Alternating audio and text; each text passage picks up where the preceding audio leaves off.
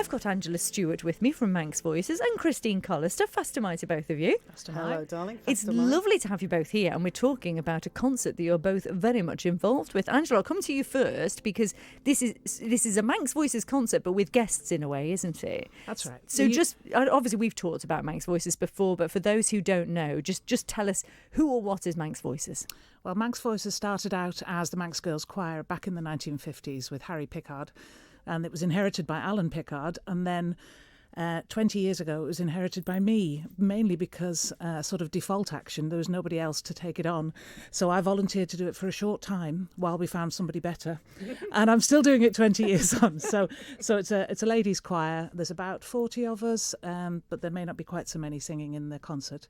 And we do lots of things. The Guild, we sing in competitions away, we do concerts and charity events and things. And give us an idea, obviously it's going to be festive this week, but what is your usual kind of repertoire? What sorts of things do you usually sing?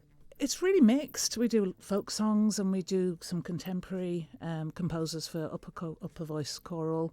We do madrigals, we do big choral works by people like Schubert and Brahms. It's a proper mix. A good mix. Well, and some pop stuff as well, but not so much of that. Well, I love the fact that you have joined forces for this Christmas concert, which I should say we're going to find out much more about over the next sort of 10 15 minutes, but it's on Friday at St George's Church. And Christine Collister is involved. I am. How did you get involved in this Would one? you really like to know? Yes. Well, let me. So it started with a fitting for pressure socks. Okay. I mean, that's a brilliant reason to get involved in a concert. Absolutely. Not for me, you understand, but for my mum, bless her.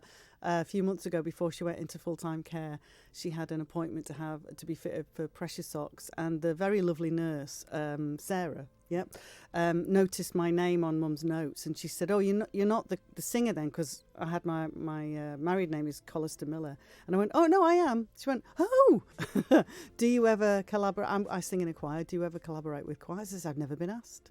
So she let Angela know that, yeah, sure, I'd be up for that. And I thought I wouldn't hear anything for ages. And I think Angela got hold of me that night.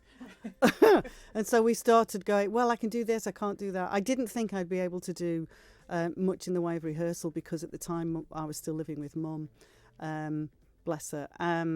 But she went in full-time care about 2 months ago. So I'm freer, so to speak. And interestingly and appropriately, the charity that they're collecting for is Forget-Me-Nots. Yeah, we keep doing that, forgetting that it's called Forget-Me-Nots, who are a fabulous charity who really, really help those with dementia and those caring for people with dementia, as I know myself. So yeah, and do you know what? I'm just going to bring to mind now a quote that's actually listed in this programme because it works really well. So the quote that Angela's included in the programme for Friday night at St George's is, "If more of us valued food and cheer and song above hoarded gold, it would be a merrier world." And actually, music does bring cheer and merriment, doesn't it? And does. Especially, with what you're just talking about going through now.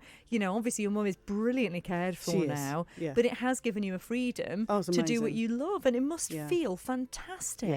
Yeah, it does. Yeah, I can't really describe in words how I feel. And it's taken me this 2 months to just kind of get my feet and feel grounded again.